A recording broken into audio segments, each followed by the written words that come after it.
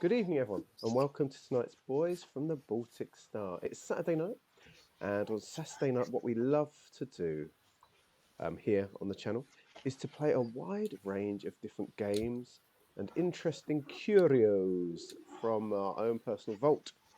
And that's what we're doing this evening. I'm playing with three curios, and one of them is definitely also known as the Old Vault. We'll go into who that is soon, but we can all guess who it is. um, thank you so much for joining us. We're going to play for about an hour and a half or so this evening. Any short finishes because of me, I'm very sorry. Life finds a way to interfere with role playing. So stay for as long or short as you want. Feel free to chat or lurk, however you'd like to go that way. We're very interactive, so feel free to be as interactive as you want. This is a game that we have designed ourselves, and for the most part, there's a lot sorted, but there's still work in progress parts of it.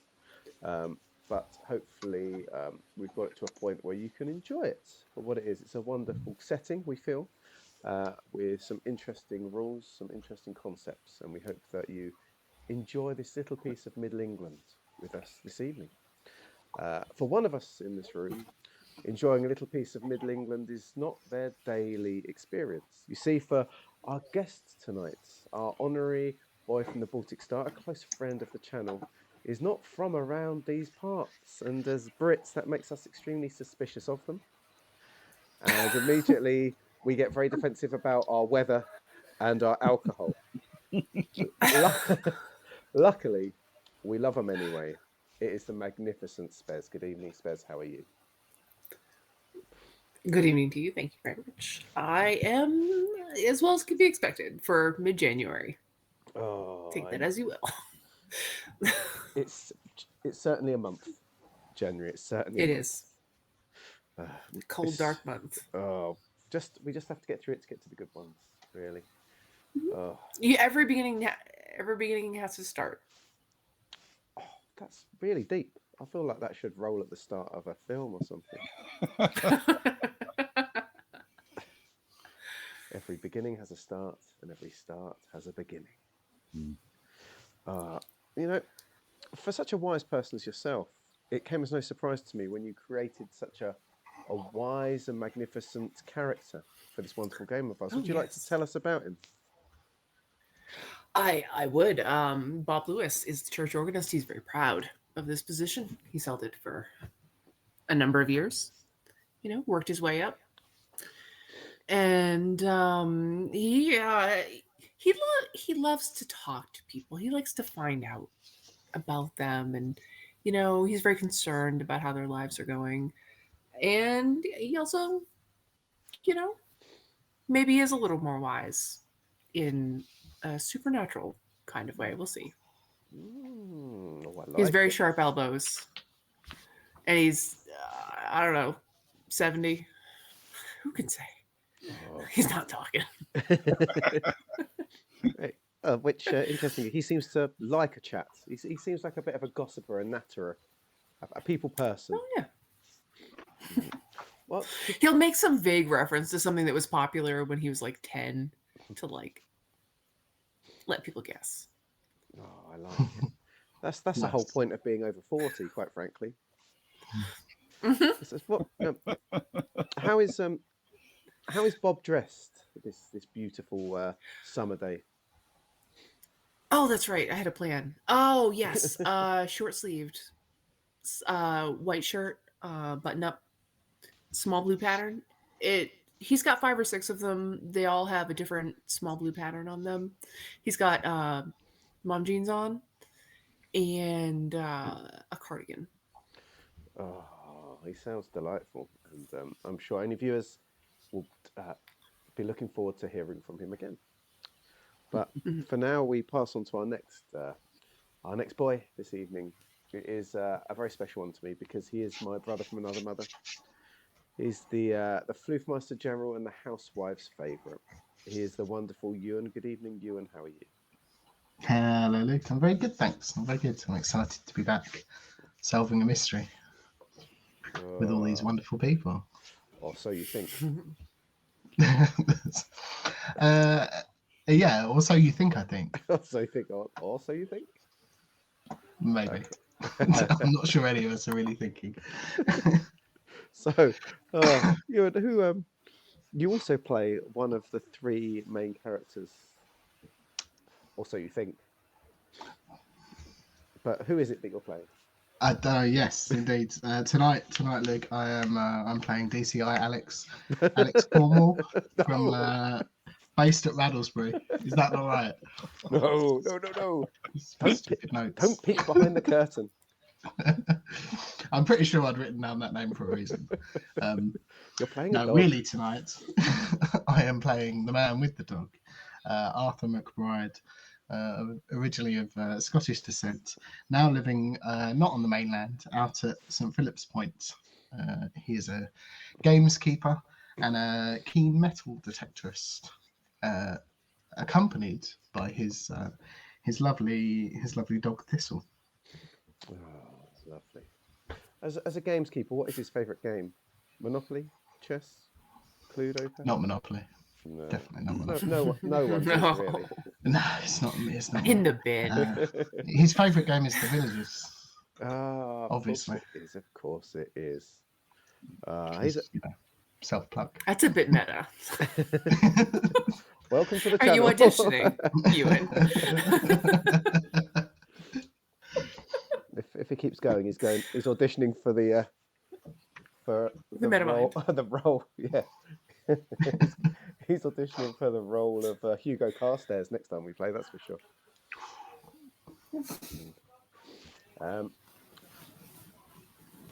We have one more dear friend of ours. He is the smartest man in any room who loves to while away his hours supping local ales in a beautiful Southbourne village anywhere in the countryside. He is... Yes, that would be nice, wouldn't it? Good evening, Ben. How are you? I'm well, thank you. Yeah, very well, and very much looking forward to this. And so you should be. We put a lot of work into it, and it's lovely to enjoy the fruits of our labours. It is, and it was Are a we lot not of fun bringing up doing the it, twin- putting it together. The history sessions, I say history sessions, drinking sessions in which we also discussed some history, were amazing. They were good times. They were wonderful times, and it made me want to live there somewhat. It must be said, they're a simpler place in simpler times, and best of all, it's August in this game, which I kind of wish it was August right now. Yeah, As I've got a blanket over one arm and my knees are trembling, and I'd love to spend it with Bob and Arthur, but there'd be one other person I'd be spending it with, Ben, and who is that man? Hugo Carstairs, the dead Morris dancer. Oh, I spend a lot of time with dead bodies. It is, let's face it, the best kind of Morris dancer. It hurts every time you say. No, I play a character called Andy Lyon. Andy Lyon. What is there anything interesting about Andy Lyon at all? Yes, he's a middle-aged postman with a decidedly nosy character, and he is known to the police thanks to using his determination to get to the bottom of every little thing that goes wrong in the area. When he helped them deal with a case of vandalism some years ago. He's a busybody. He is, I think. Yes. Does he open people's letters? No, he's a postman. He barely delivers them, let alone go to all the trouble of opening them.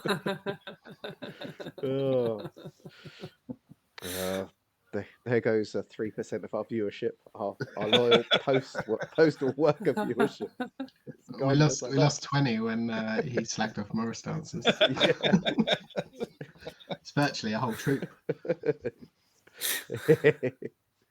I do enjoy the sound of wood on wood. Yeah, that's what I've heard about you.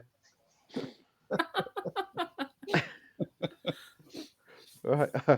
We have cloggers here. We have mountain cloggers. I enjoy them as well. That also says that slag. They were in the Christmas parade. The Christmas cloggers. That's awesome. They were Christmas cloggers. That's right. Okay. God. I've changed my mind. I'm not playing tonight anymore. Good night, everyone. See you next week. Right. I think there's a certain crucial amount of cabbage that you eat in your lifetime, and it makes you like folksy things. And I don't think Ben has gone near enough to a vegetable. So not just cabbage, any vegetables. Just vegetables. Vegetables. Yes. Those are the things that food eats, right? It's just part of the circle of But life. specifically cabbage for Morris dancing, I think. Oh, probably yes. Yeah, maybe some cauliflower. Oh, right. Enough of you lot. I'm herding cats again tonight. Okay. We were so hopeful that Spez would make it through without a droppage. He was so confident with his connection. I'll pause a bit before the intro. I don't want to miss out on it. Oh, he's gone mysterious now. Indeed. Important information. He'll be back. While we wait, though, if everyone would turn their eyes to the map that he's just appeared on. And that is the map that we've created. And we're focusing ourselves mostly this evening in that top right-hand corner of the map where it says Waltham Bridge. Waltham Bridge is the village that we're going to be based in, at least for now. And we have a map of it, which I'm going to zoom into. It's not quite as pretty. It's a bit more black and white. But I hope you understand as part of the area where Waltham Bridge sits, along the river, along the train line. It's a perfect spot by a lot of hop fields as well. It's a wonderful place. It's not Ben's favourite place, of course, because he's posh and he prefers Fletcham. And Ewan's too whimsical. He prefers the coast. But for down-to-earth people like me, we're like Waltham Bridge. Right. Now we've got this map out of the way, I can drop it back and we can have a zoom in of Waltham Bridge. What's your favourite bit about Waltham Bridge? Well, we're starting there. Now, I like... I think I like outside the back of Cafe Olay, Ewan, where you guys started, along the riverbank. I'm a fan of a river in a village, in that beautiful old brick bridge, as you can see there in the middle. Just sitting out in the sun. There's nothing better, I think, than a village with a river. Gently flowing away. Oh, yeah, I like it. An occasional glimpse of some ancient tent floating about. You say an ancient tent floating down the river. It's like a tent, but It makes way more sense, way more gills than a tent. So I thought you said an ancient wench. If they're floating down the river, it sounds like a witch to me. It's a traditional thing that to do. Every village needs a witch. Though to be fair, our beautifully created parish does have an old witch's hut in it. I don't know if anyone still lives there, but there's many stories of what may have happened there in times gone by. Right. Spez still struggling. I think Waltham Bridge looks like a pretty decent place to live. I think so. As we've been drawing them up and things, so there are parts of others, Ben, that we're not going to show right now, but little teasers. You were quite drawn to parts of St James down by the coast. Very much so. Yeah. Yes. I think actually all three of the sort of central villages, the ones that are the focus of the map, have quite a lot to appeal. They've each got nice little pubs and nice little areas to wander and sit and have a drink and a chat. They are of quality, They're nice bits of the world. Do we need to reconnect? Okay. Yep. We'll give that a reconnect. Shot. I have Sparrow. No, sorry, it was. This will be interesting. Wait a sec. This will be interesting for streamers. Here we go. Ooh. There we go. Look at that. Sorry. Magic. It's not you. It's not you. It's not you. It's him. Roll 20. Roll 20. Yeah, typical. Oh, Ben's gone. We were just discussing the glory of the different villages. It's okay. It's good to have you back, Sparrow. It's wonderful as always. Should we get started now that we're all back together again, like a lovely happy band? Right. It's early afternoon in the beautiful award-winning parish I've gone award-winning, so we've got to write that in there. Award-winning parish of Southbourne. It's Sunday, the 16th of August, and the cloudless sky means that weather is perfect for the annual Waltham Beer Festival. The ancient village of Waltham Bridge is full of the festival mood, full of overpriced stalls, and full of locals and out-of-towners getting drunker and more merry by the minute. In short, it's a perfect Sunday afternoon. However, for one man, this perfect afternoon was ruined almost as soon as it began. And we aren't talking about Waltham Bridge's out-of-form opening batsman Cyril Crabtree, although his third duck in a row was met with exasperated sighs from his unimpressed teammates. DCI Alex Cornwall had been enjoying the beer festival this year. 2018 had been a washout, and last year, in 2019, he'd been on duty both days due to a mysterious sickness ravaging Raddlesbury Police Station. However, this year he'd been able to spend his Saturday off duty and supping on a selection of the Waltham Bridge ales in the glorious sunshine. And Sunday had started with no more serious misdemeanour than Mrs. Motson's rather yappy dog Ginger nipping at the ankles of a visiting festival goer, who was probably slightly too merry for 10 o'clock in the morning, even for round these parts. Therefore, when he received the call on his radio to head straight to the Brewer's Tap pub, he still felt confident that it would be for nothing more than to calm an argument between competitors in the cake competition, or to give a stern talking to an overconfident young lad who had chalked an anatomically optimistic cock and balls onto the pub wall again. Unfortunately, this time neither were true. His blood ran cold as he stepped past the slowly dispersing, grumbling drinkers who had not been allowed back into the pub after the parade, and into the main bar to be confronted by the very dead legs of the very dead Morris dancer Hugo Carstairs. DCI Cornwall respected all forms of music and art, and none more so than the noble and proud art of Morris dancing, the finest of all the dancing in his opinion. So to see this once proud artiste dead on the floor in front of him filled him with great sadness and really rather ruined his day. Calling back to the station, DCI Cornwall reported his initial findings to his superior before swearing to him that he would find any culprit before the end of the day, which was just as well, as he was given exactly 8.5 hours before Raddlesbury Police will be able to roll in en masse, and over 3 hours before the boffins from the lab will be able to get there from the city. This left DCI Cornwall with a conundrum. His heart yearned to leave this place, to do some police work, question, interrogate, chase down anyone who may have slain this bell-clad god among men. But his orders and training would force him to remain here in the Brewer's Tap for at least 4 of those hours, waiting for the boffins and then handing over the crime scene. He racked his brains for a few minutes before recalling 3 specific and very welcome faces he'd seen in the beautiful riverside garden outside Cafe Olé just a few short minutes ago. 3 men who he knew could help him in Morris dancing's moment of greatest need. Men who had all proven themselves to be investigators of some not some insubstantial skill. He waved his uniformed police officer over to him. I need one of our men to head to Cafe Olé and bring Arthur McBride, Andy Lyon, and Bob Lewis over to this pub, and I want them standing here in front of me by 1:30. The policeman nodded and rushed out towards the back door. DCI Cornwall stood, looked around the room at the landlord, barmaid, and the shaken-looking young man sat in the corner. 1:30 would give him 3 hours before the lab arrived, and 8 hours before Raddlesbury came to take over the investigation.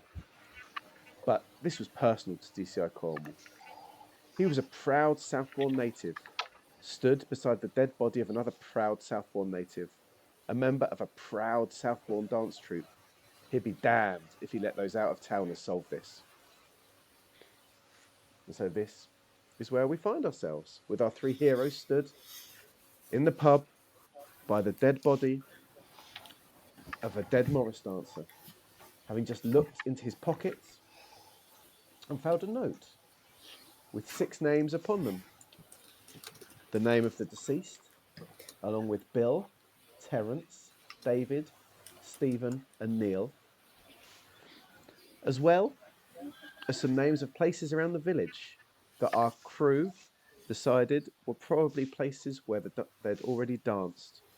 Baker and Sons at 12, Cafe Olé due at 1 perhaps, St Matthews at 2, Peddlers at 3.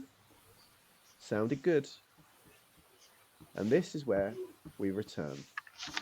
Sadly, with our beloved Thistle outside in the garden, been looked after carefully by a stressed uniformed police officer.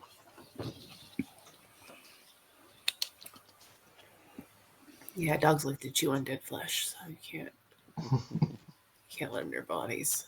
I thought you said undead flesh. I thought, are we going that way, are we? Not Thistle. Not yet. Not Not yet.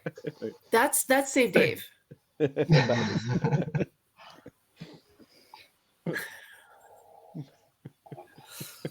All right, so we have some names to start with, and we should probably ask who had been suspicious of these places they've already performed.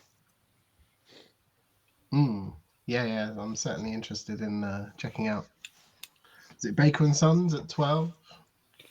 I assume that was their last stop before here. Could be interesting. Mm-hmm. Yes. And as you say, we have names there. Yeah. We need to identify the other people on the list of names as well. Yes. Assuming Hugo is our Hugo, dead Hugo, then we need to identify the other 5 people, find out who they are, and we need to find out where he got this session beer, because it smells lovely.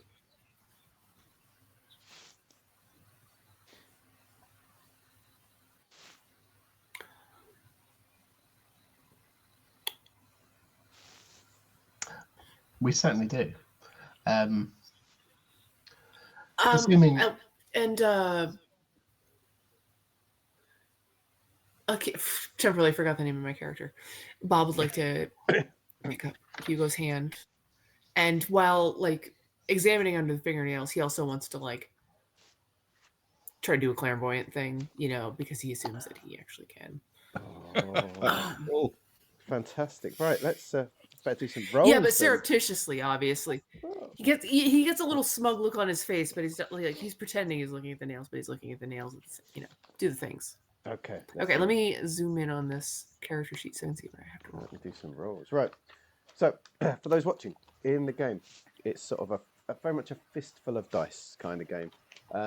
Every check that our heroes have to make is they get a D10 for free, the most powerful of all dice. That's to show that anything is humanly possible. They're looking for 1s and 2s. If they roll a single 1, they will succeed automatically. 2 2s succeeds automatically. A single 2 will be a yes but, and anything worse than a 2 is a failure. Now, our heroes have skills on their character sheets, and these add to the dice that they can use.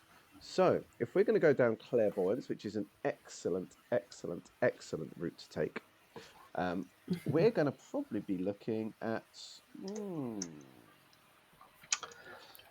My main takeaway so far is that I should have played a ballet dancer, because then I'd have better understanding of Morris dancing. And 2-2s are always a success. So next time. God. I have many things I'm thinking about you right now, and none of them are very good. No, I know. Clairvoyance is a hobby, right? Yes. I have a very bad character sheet. Yes. Okay. Well, that's your fault for being such a bad character. I know. It's terrible. Old men are always secretly bad. Not secretly, a lot of the time. Right. There's always something.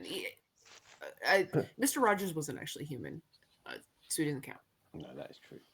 Right, here we go. So I'm going to get you to pick. So what's my path? So you're going to... So are you literally going to try and delve into your clairvoyant side? Yes. Right, in which case you're going to go a D10, a D8 for sleuthing, a D6 for if you have snooping, any D6s for snooping, and then your specialism... Okay, did you go back to the first one? Yep, so sorry. So you get a D10 anyway. Do you have sleuthing? Okay. Do you have sleuthing? Yes. Okay, yep. A D8 for sleuthing, Do you have snooping? The next bit down. Do you have snooping? One snooping, yes. So you take 1d6, and 1d6, you're yep. therefore going to get gut feeling. Okay. Unless you're I trying did to... not have gut feeling. Ah. I had misleading, lockpicking, and interrogating. Now, misleading would be... But I don't get... Nope, we're just going to go with that. Misleading would be if you're trying to make a big thing of it in front of the DCI as well. But if you truly feel it, that's slightly different. So if I don't have gut feeling, we just stop here, right? Yep, so we'll go D10, a With D8, and a the D6. 3 dice. Yep, D10, D8, D6. Okay. You're looking for And ones I'm looking and for ones and twos? twos? Yep. Okay. I do not have any ones or twos. In fact, I have a 6. Is that bad? Is that your best? What's your best? Oh, my best number was a 7. No, lowest. Sorry. My lowest number was a 3. Oh, 3. 3 is an iffy, right? Good. 3 does not help. No. You, Bob, reaches down and sort of takes sort of briefly looks under the fingernails, but sort of holds the hand in his, puts like maybe one hand underneath, the other hand on top of the palm, trying to full church position. But then he starts murmuring something quietly. He's trying to seek out maybe his spirit guide, and inwardly asking questions about if he's passed over, if his spirit's still here. Is anyone coming to him? Are you coming to me? But sadly, you get absolutely nothing. Terrible. How embarrassing. I hope it doesn't affect your confidence in your craft. He goes to put the hand gently back down on the ground, and it kind of like falls out, and he embarrassed old man cough. He kind of pats at it, weird, like awkwardly once it hits the ground because it kind of thuds down. Cornwall raises an eyebrow at you. From what you can tell, he's probably second guessing his decision making.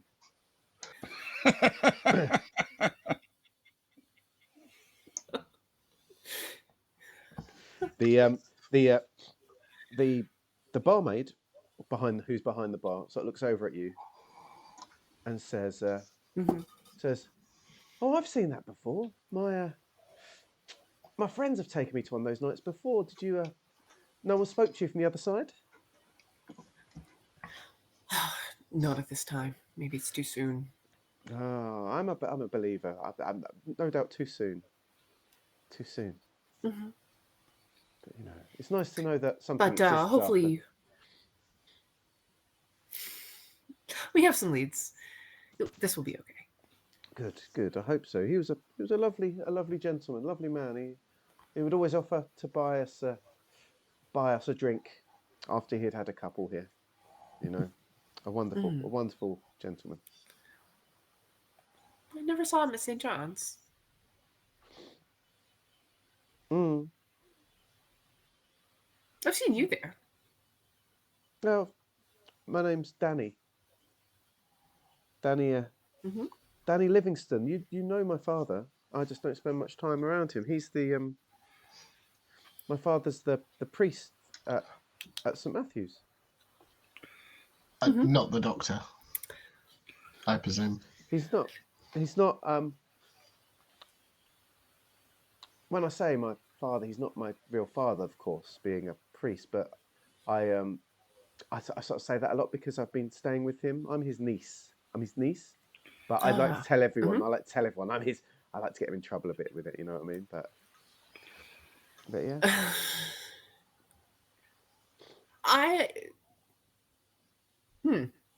Who is your father? My father, I don't have contact with my father anymore. That's why I live here with my uncle. The priest. You wouldn't know my St. father. Matthew's. Yeah. You wouldn't know my father. Okay. Well, I'm sorry for your troubles. That's okay. It's horrible. We all rushed out to the parade, and I was last to go, of course, making sure everyone got out okay. And I just heard him slump to the ground. No one was around him when he fell. It was horrible, horrible, horrible, horrible. You can see sort of she's quite shaken. Her hands are still sort of quite shaken. Bob will step over and do more consoling hand holding with his recently corpse touching hands. He's an old man. He doesn't care about making people uncomfortable. They are the boniest, leatheriest, awfulest things to touch, and he's still gonna grasp the hand and it was terrible, wasn't it? Oh, it was terrible. Yeah. Oh, yeah. Holding your hand is soothing. It reminds me I need to cook a chicken for dinner this evening.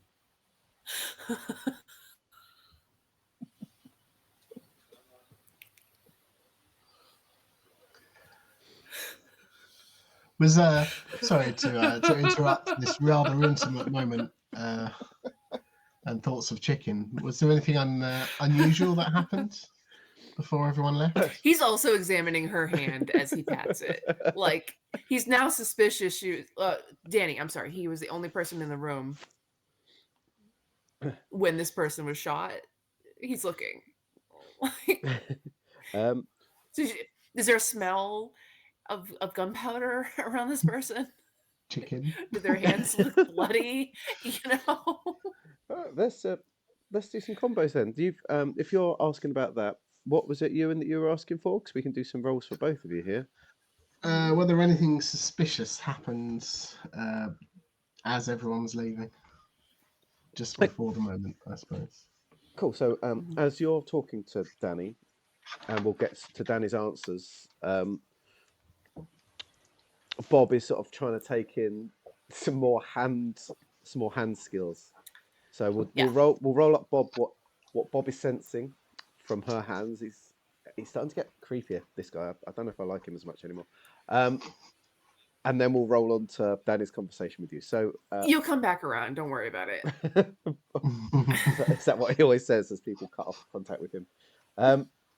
Bob, let's go. No, You're going for more evidence this time, I take it, though, are you?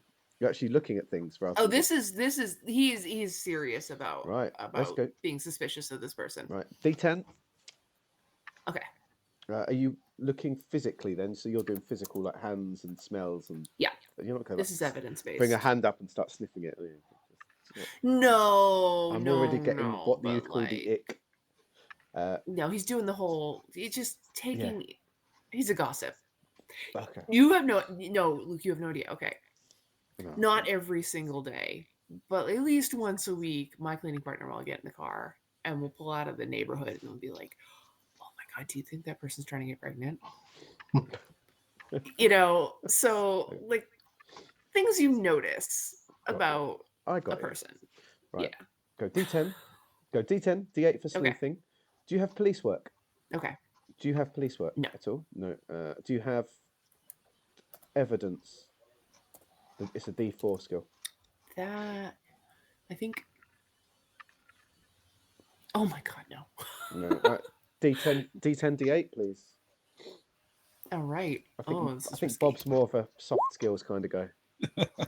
1, 2. You got a 1, 2. Well, you hit a 1. Fantastic.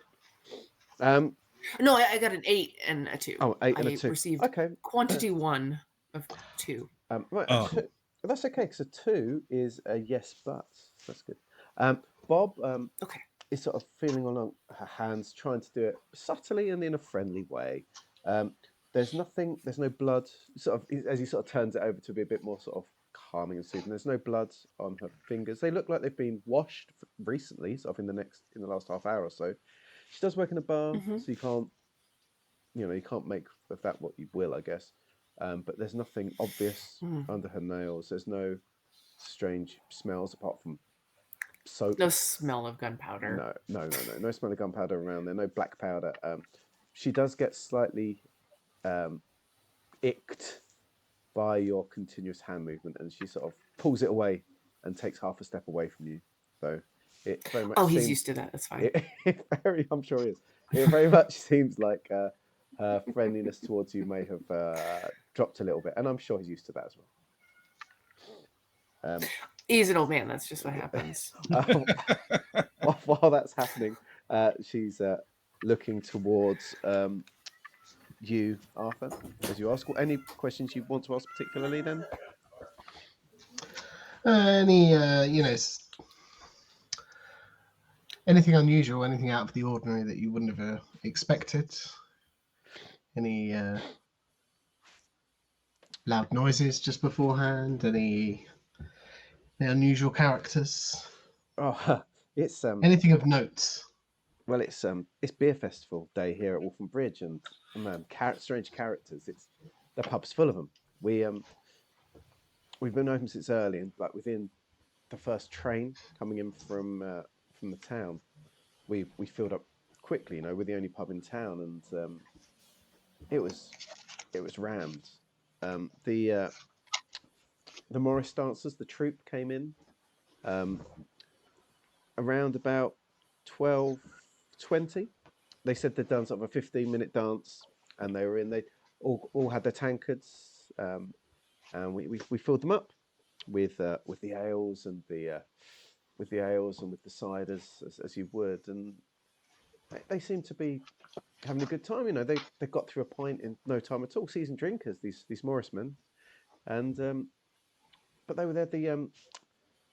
The deceased was seemed caught in conversation for a while with that man over there. She sort of nods at the young man over in the corner, who's sort of sitting there looking stressed. Really, so he was in here with his teammate. He's a cricketer. His team was down for the weekend to play Waltham Bridge.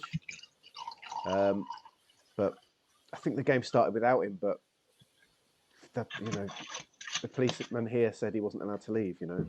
For now, because he was the last man next to him. But he wasn't next to him when he fell. Everyone had rushed out, and I turned around and he was there by the bar, and that's as he fell. I heard sort of the slumping crunch and saw him as he went, but I didn't hear anything out of the ordinary. The Morris troupe that came in, I assume it's Hugo's troupe, the whole troupe. That's the one you're referring to. Yes, Southbourne Morris. Morris. We know them. They come and do the rounds every year, whether people want them to or not. He glances over to the pumps. How many ales have they got on? I'm sure you would have said this last time, but I didn't write it down. Sorry. So they've got 3 pumps with ales. Like your big old, the ones that Ben loves, the ones you have to put muscle into. Mm-hmm. And then they've got like 3 lager taps. Then they've got like a tap for a quite well-known black stout. Mm-hmm. And then they appear to have another pump with a very local cider. Were they all drinking the same thing when they ordered their round, or was it a mixed bag? Oh, it was from the ones that I poured. It was a mixed bag. I didn't pour all of them, of course. Lenny poured a few. She sort of points over to the landlord, who sort of nodded to as you'd entered. No, Hugo was on the highwayman. He in fact, I think he was the only one I poured that was on the highwayman. Bill was on the cider. Terence. What was Terence on? She sort of calls over. Danny, what was Terence on? He sort of thinks for a minute. He's like he was on the boom hole. He was on the boom hole, like pointing towards one of the sort of the other signs on one of the pumps. Mm-hmm. Yeah. He's like, yeah. So was David was Boomhole as well, I think. Mhm. I can't remember the other two though. Steve and Neil, can't remember them, what they were on. You got any?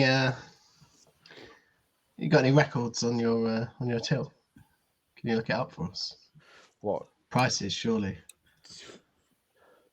Like, yeah, but it was rounds being bought. And to be honest, I don't keep on today when it's so busy. I'm not scanning things in as normal. We're just banging through like, the price. Like, Dear me, I do know the festival price. Yes. Yeah, well, you got to make your money when you can make your money, right? The out of towners don't know the usual price, do they? No, that's true. That's true. Okay. The Interesting. yeah, I will say that yeah, there was definitely he's talking a bit, and Danny was like, "Oh, but Lenny, you had to go down to change the barrel, didn't you? Hugo complained of the pint tasting dusty, right? So that wasn't the one. That was and then you had to pour him another one, and then he sort of." Could each of you roll a dice at this point, please? Could you do a D10? Then could you please do a D8 for farming, a D6 for relaxing, and D4s for drinking, please? Oh, would you believe it? I don't have drinking. What? Terrible. I know. And then could the other two of you do it as well, please? So D10, D8 for farming, D6 relaxing, and D4 for drinking. Oh, blimey. That's going to be a no from me. No, talk. I'll roll a D10 and a D8. Oh dear. Definitely a no. No. Right. It might be the outsider with another chance here. Here we go. Oh,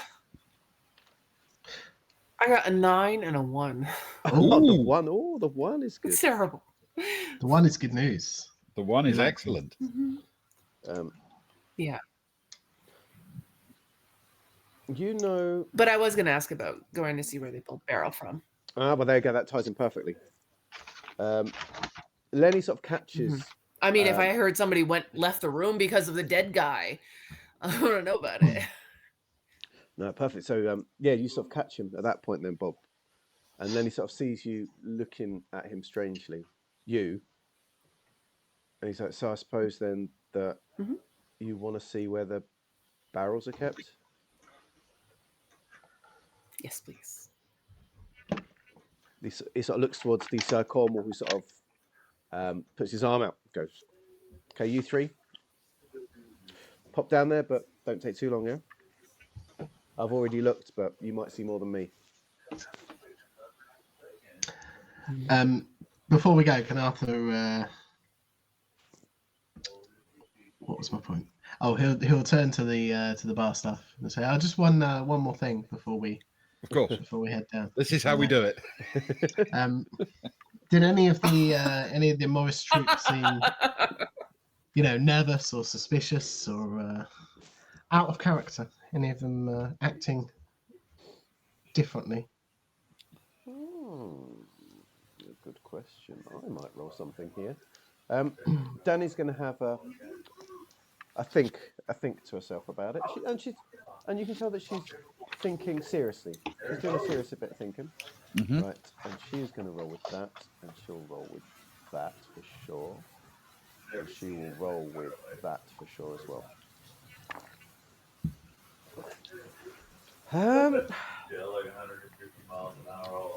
Well, I don't know. They were drinking quick, but then I guess they had to be somewhere, right? I'm guessing they had somewhere else to be at like 1, like the troops do. Troops tend to come and go really quick during the festival. There's 4 of them, and we see them for 15 minutes, and then they go. We see them for another 15. But I don't know. Most of them were keeping themselves to themselves. It was only Hugo that was chatting to. She sort of points over to the guy. There's only Hugo that's chatting to anyone else. The rest just seem to be talking amongst themselves. I'm sorry, I really wouldn't know about it. I wish I paid more attention. So do I. So do I. Shakes his head softly and continues.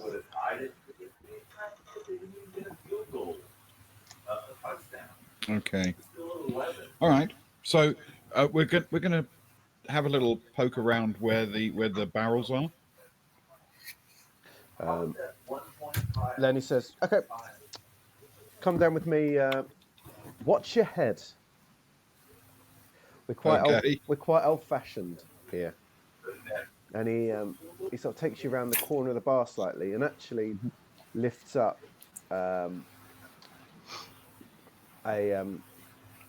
part of the floor. Yep. And you can see some wooden steps descending down into the dark. And he says, "So yeah, keep your head down, follow me."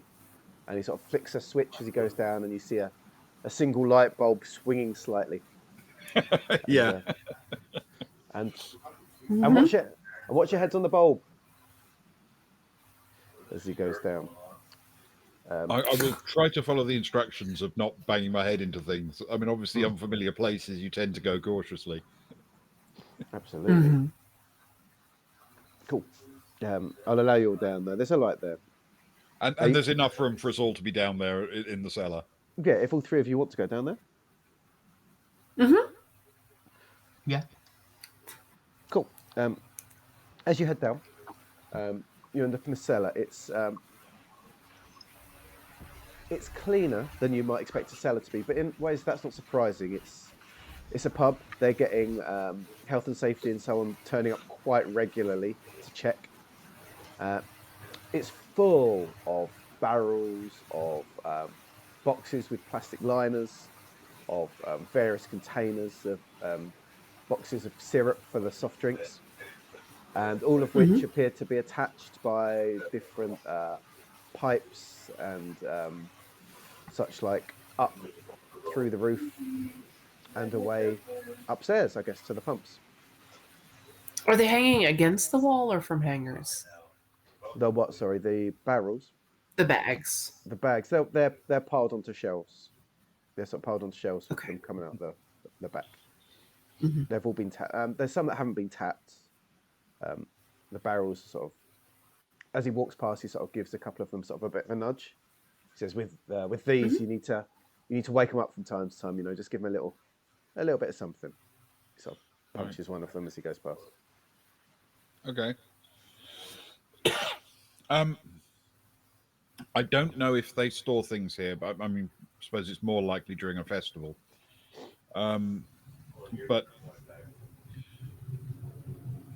are the shelves, piled up with things like carry-out containers and restaurant menus and things like that?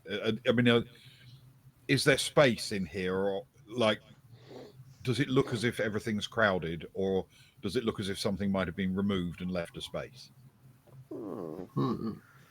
A good question. Is there something in particular looking for, Ben? Or so I'm going to choose a role for you here, but I'm more thinking in terms of if something was removed, how big would it be based on what shelf it was on? So if it was either a single thing or a small collection of things, how small would they have to be in order to fit onto a shelf and in that gap? And if everywhere around there is like piled high and crazy, then leaving a strange gap would be odd. You see what I mean? Yeah, that makes absolute sense. Could you go D10, D8 for farming? I don't know. You can go either way, and all three of you can roll this, and you can choose one of two routes. You can go D8 farming, D6 relaxing, D4 drinking for knowledge of how alcohol and storage works, or you can go D8 sleuthing, D6 police work, D4 evidence, or you can go D8 sleuthing, D6 snooping, D4 gut feeling. I'll let the three of you pick any of those three routes. Okay, I can barely carry the dice. Well, it's good for you. One of those, though, you pick one of those routes. Yeah, I've picked one of them. That's for me 2 sleuthing, so 2d8, Oh my goodness. 2 snooping, so 2d6, Oh, a d10, and a gut feeling is a d4. Oh my goodness. What route are you taking, Ewan? I'm going to go the opposite. I'm going to go farming and relaxing, which is one of each for me. Lovely. And you, Spez? You know, Bob does a few things well, and they don't involve being outside. So I'm going sleuthing and snooping. Fantastic. And of course, gut feeling and evidence or not. No, No. I mean, No. he's a clairvoyant. he is a clairvoyant. Evidence? He doesn't need evidence, just needs to feel. Was that I won 2. you got 1, 2, so you've spotted A something, mixed Ben. success. I've got a could- pair of 1s and a 2. You got a pair of 1s, so you've got big success. Give yourself the next highest boon, Ben. Thank you very much. Ewan? I too have 2 1s and a 7. Oh, wonderful. Give yourself a boon. Opposite. Give yourself a boon, Ewan. As for you, Bob, you're Bob's going to get himself kicked out of the village. unfortunately No. your pointy elbows Okay. It is. It's always the elbows. as He's as- cursed. as the others sort of point out that the others notice that there does seem to have been quite a lot of movement in there today. It's been a busy day, and it seems to mostly be the storage of plastic cups. So plastic takeaway cups. So they don't want to serve in glass, especially if people are coming and going. So they sell. There's some that are like better plastic that people would pay for, like the reusable plastic, like we have a lot these days for festivals. But some cheap plastics as well. The thin crushable ones. The thin crushable ones. So you got some good. The big good ones are all pints with a handle. The other ones are pints or small, for mixers and spirits. There appears to be piles of them still there, piles that have gone, and a black bin bag with like half crushed, slightly sticky ones just shoved in where they've not had the chance to go out to the bins yet. There appears to be a bag that's got some like empty crisp wrappers and things like that in. There's no gaps of barrels, but there does appear to be a few empties sat instead of sideways on thing. They're just sat end up in one corner, ready to be got rid of. Unfortunately, as you're looking around, that Bob, as you swing your elbow round, you send a number of those unused plastic cups scattering over the floor. Those elbows are just sent, maybe 100 of them just scattered to the floor. Mind your elbows. I'll have to clean that. Well, I'll get Danny to clean it up now. Honestly, I'd worry about the body upstairs and cleaning that up first if I were you.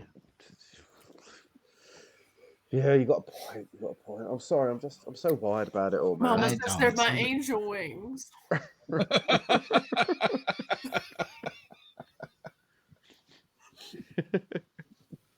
So I've been in the South a long time.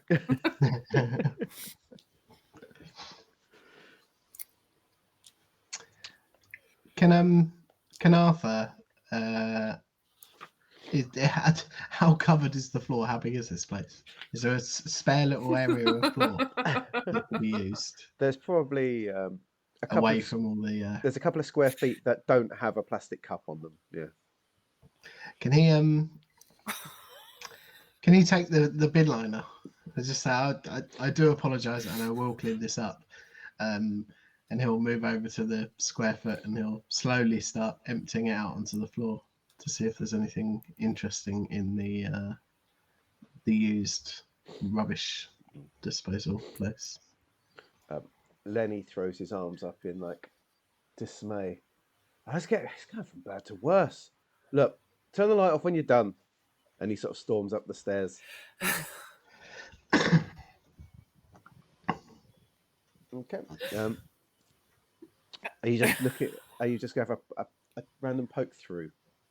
You and I take it. Yeah, I don't want to touch anything that might be in there, but he'll sort of pull it towards him and try and spread stuff out on that little space of floor that isn't occupied by the cups. Wait, what's your job?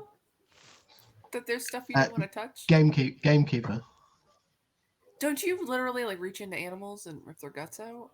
I don't know. I just don't want to. If there's any evidence in here, I don't want to be touching it and getting my fingerprints all over it. Okay. That's the plan. Don't worry. I'm not squeamish. All right. Oh, okay. Just making sure. Which is good because a little mouse runs out across the floor as you start tipping the bag. Oh, sorry. There he is. There's the murderer. Sorry, buddy. You joke, but yeah, no, that's a joke. It's funny. I like it. Right. As you tip out the first, let's say quarter of it, you see that most of it is made up of scrunched up packs of scampi fries, the yellow greeny crisp of choice. Some just empty packs. Some have been torn open and clearly licked. Some have been tied into a little knot. Some have been made into that little triangle when people finish their crisps. A couple have a few crunchy bits left in, absolute Philistines. There's some packs of very locally made pork scratchings. No, they're tied up in a plastic bag type. Yeah, exactly. With no branding whatsoever. With just a sticker from the local farm on the island. And in fact, you know the brand quite well. They're probably your favourite after living on the island there, so you'd recognise it. There's a bag that seems to have been thrown in there that is unopened, that appears to still be sealed. Must have gone in there by mistake. Pocket. Yeah.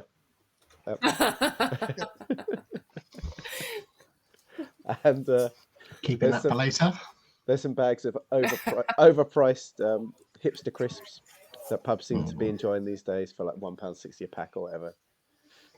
There's some napkins, some tissues, some beer mats that are starting to fall apart at the edges where they've got a bit too soaked. Some tissues that appear to have cleared up small pools of Coca-Cola and ale. It's a heady mix. The smells emanating out are quite overwhelming at times.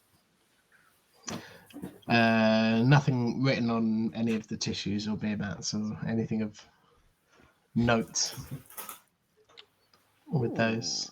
That is a very good question. And that is annoyingly going to leave me scurrying for something. How dare you? Sorry, my apologies.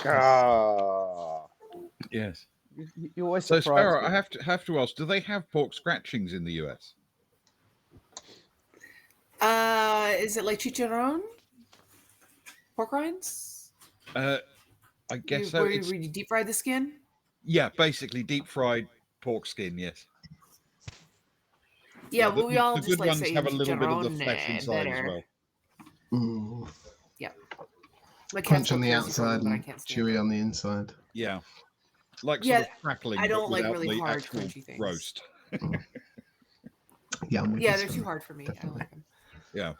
But the cats are like, oh God, that's the best thing I ever had. Can I have all of them? And I'm like, this has more sodium than you should I have can in your imagine entire they would life. appeal to a cat. Yes. No, here's some dried squid. Yeah. Too much sodium. Yes. Okay. I love the concept of them. I do, but they they're- taste too much like pig. No, that's fair. Especially when the ones that farms just made and send out always have a couple of hairs still in the rind. Still attached. Mm-hmm. Yeah. Right. I've seen that. There's one note. There's one tissue that appears to have something on, and it says it's just got written in red. Call me.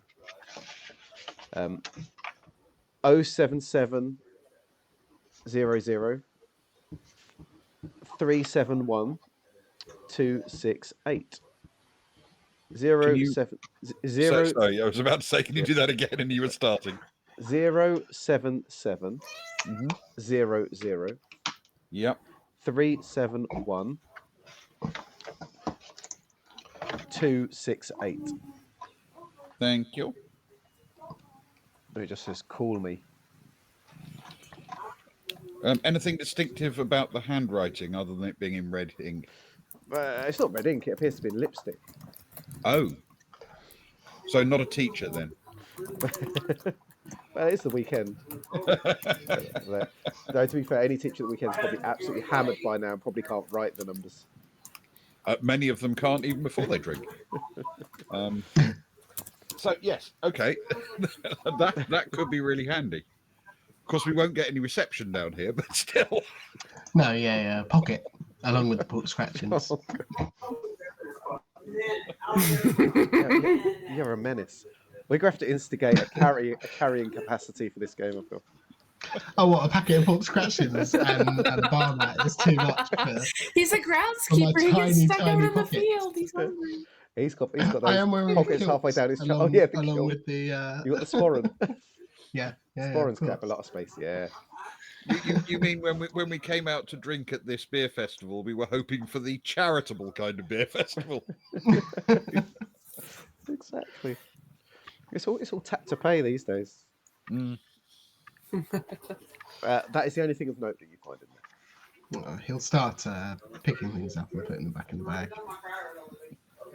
Return it from whence it came. Fantastic. Everything goes back in. You dump it back over by the other bin bags and the empty, the beer barrels and the scattered cups. There's nothing of note in there that I could see other than and he'll wave the somebody's poorly received attempt at a hookup. Well, we've got the details of the note. We should probably hand it to the cops on the way up, just in case. You never know what might turn out to be evidence. Indeed. Is there anything either of you are particularly looking for? I feel we need to sample all of the beers down here before we go up, just to make sure there's nothing suspicious about any of them. You would say that. I did, in fact, say that. Or so you think. Oh, so you think. I might just watch at this moment in time. It strikes me as rather odd that the one person drinking the Highrowan ale is now dead. Yes, you suspect a hate crime as well. We should probably catch that mouse and test it on them. It'll be an easy mouse to catch. It's quite drunk, I think. It's full of pork scratchings and scampi fries, I would say. Yes. You're the strangely. The gamekeeper. Well, this is your area of expertise, isn't it? You would imagine Nice so. mouth hunt with hounds. Mm. I bet the dog could find that mouse. The dog could. The dog certainly could. I'm a firm believer in the mouse's innocence, though. At this point, until we're all innocent until proven guilty, including mice. We need a test subject. Yeah, that is true. We do need. We do need the test subject. I'm a little bit conscious of the fact that we do have a clock running on this investigation. Okay. So the look on Luke's face when you said that. It's hilarious. I was thinking that. I was like, there is a clock. How much time am I giving them before I move an hour forwards? I was thinking more talk of this mouse, and it's moving on quite quickly. Okay, let's not talk about the mouse anymore. We found a note in the trash. Yeah, we should go up and pass the note to the police. Okay. Danny definitely killed this guy, but let's move on. Yeah. So did your cold reading? Bob does not say that. Bob doesn't actually think that. I think there's one person who's certainly in the clear, as far as I'm concerned. Anyway, the landlord. When you consider the prices that they're charging for beer on days like today, you would imagine that they wouldn't want someone dying in their pub and removing the chance for them to sell that to as many out-of-towners as possible. I think you have a point. Yes. It's a good day for And business. It's a again, bad I'm day to be optimistic for closed. business. Yeah, I think that's Oh, reasonable. Although I would agree with Bob that the ghost of Hugo haunting the halls of this pub would probably attract quite a few people. Mm-hmm. So I Anyway. will usher the other two up the stairs so that I go last, because I'm going to remember to turn the light out as we come up through the trapdoor. Very good, very good. I shall be ushered. Mm-hmm. Okay. And when we hand the note over to the police, can I ask them to identify who the phone belongs to, please? Phone number. Yeah, from the number. Because they normally have a list of the ability to hook the number to the person. GCI Cornwall takes the number. Do I? Yeah. What? Or so you think. It sort of looks at, you never know. Might just be someone looking for a hookup. Might be useful. And you expect him to do something clever, and instead he just pulls out his phone and dials the number. I was hoping to avoid that. I could have done that.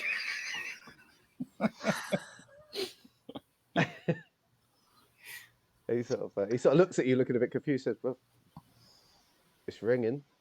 You or me?" Your phone? Oh yes. Hello. Sorry. Yes. This is DCI Alex Cornwall. Whose phone is this? Okay. Thank you. No reason. One more thing. Where were you at 12:30 today? Interesting. Okay. No. Just all I can say is he sort of gives half a smirk. Just don't think about leaving town for a while. We'll be in touch. And he hangs up. You certainly have a way of making people feel at ease. DCI Cornwall. Well, that's what they say. Imagine that wasn't unnerving at all. So who was it? Sylvie LeBlanc. What? You know, oh come on, you must know It's Sylvie. okay. I heard you. You must know Sylvie LeBlanc. She's the baker in St James. Mm-hmm. Mm-hmm. She runs the patisserie down in St James. Of course. Of course she does. And where was she at 12:30? She was heading back to get the train back to St James. She'd been in here for the morning, and she was heading back to St James for the afternoon. She wasn't here at 12:30. She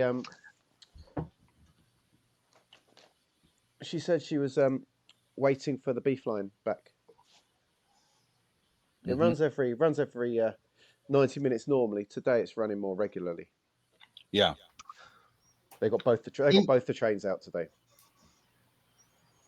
Oh. Great. Interestingly, though, that is the second link to baked goods that we've had so far.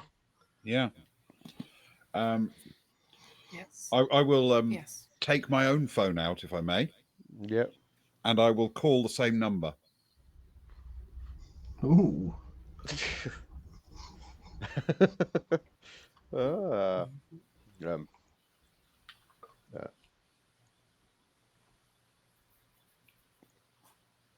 Hello, is that Stephen? No, I'm sorry. It's Andy Lyon. I just had a question, if you don't mind. I'm here with the police. Who are you? Sorry. Who? And what's? It's not important. I'm here with the police. I just had a question for you. Okay, why didn't the police ask me? Well, because they're not very good at their jobs.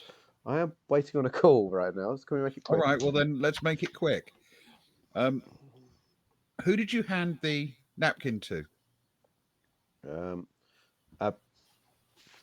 A, quite an attractive Morris dancer, a guy called Stephen. Thank you very much. And I'll hang up.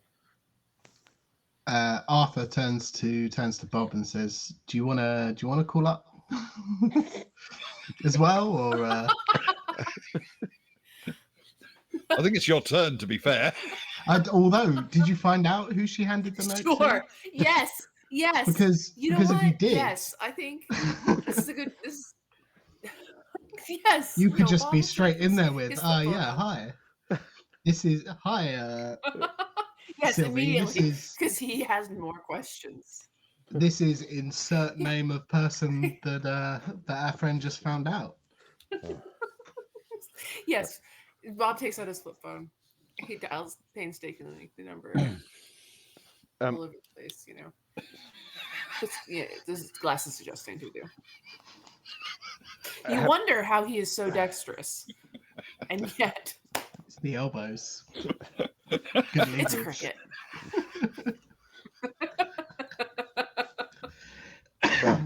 Hello, is this Stephen? Sorry, just Oh, sorry, this is Bob I should be Lewis. I should be more I'm European. the Sorry. church organist at St. John's. Hello, is this Stephen? Sorry, you caught me on the hop. It's not Tony either. Who's this? I'm bringing out the accent. It's late enough. This is Bob Lewis. I I'm the apologise church to organist at St. all John's. non-English people right now. It's a church organist. Yes. So I just had a few more questions for you about this afternoon. Who you say this is? Bob organist? This is Bob Lewis. I'm the church organist at St. John. Louis John? Church of St. John. Bob Lewis. The church of St. John? Why are you doing... Where's the church of St. John? Where's the church of St. John? It's this, and he'll rattle off. Do you mean the church of St. Matthew? I thought there were a number of churches. Am I messing this up? You're the organist at the church of St. Matthew. I'm terrible. I'm just gonna keep boldly saying the wrong thing until you correct me. You let me do that like 5 times. I thought you meant in St. character Matthews. for a minute there. I was like, yeah, sure. Yeah, sure. Why not? That works. No. That's where I am. No, I think Maine just really likes John. I don't know. Did St. Matthew. Just pretend. Let's go back in time and pretend that I said the correct church. Did Stephen give you my number? Why would he? In a manner of speaking. Why would he do this? Well, ma'am, I'm sorry to say that Stephen won't be calling you. I know it's hard news. How old are you? You sound very old. How old are you, young miss? I am not. I am 34.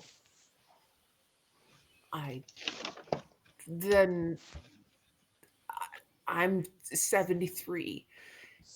This is of no consequence, ma'am. 73. Wow.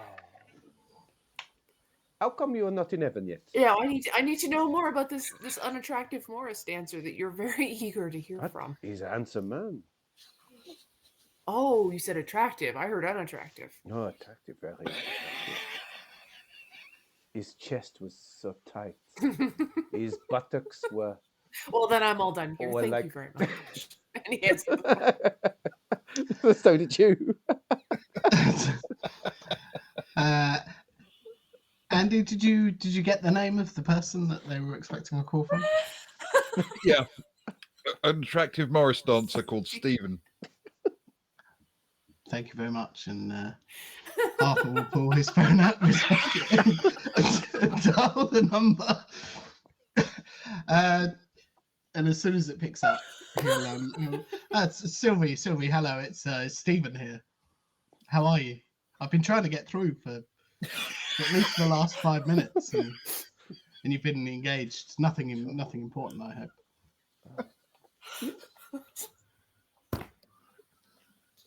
How do I know you are Stephen? Why do you not? Oh, because you gave me your number. But I'm sorry if my trust is low, especially as you do not have the lisp that I remember you having. Oh, well, no, but I recently discovered some Scottish ancestry, so I'm trying to embrace that and put on the accent as well. What? The lisp disappears when you speak in accents. What was it So that you told me at the bar? What was it you told me at the bar? What was it that you whispered into my ear? With your beautiful moustache tickling my lobe. Well, of course, I told you that you were the most beautiful woman I'd ever seen in a dump like this. You hear it click and hang up. I'll immediately turn to the DCI and say, "Your turn." He rolls his eyes. I thought it was worth a shot. Come on, we'll have a bit too much fun right now. He sort of nods at the body. There is a dead body here after all.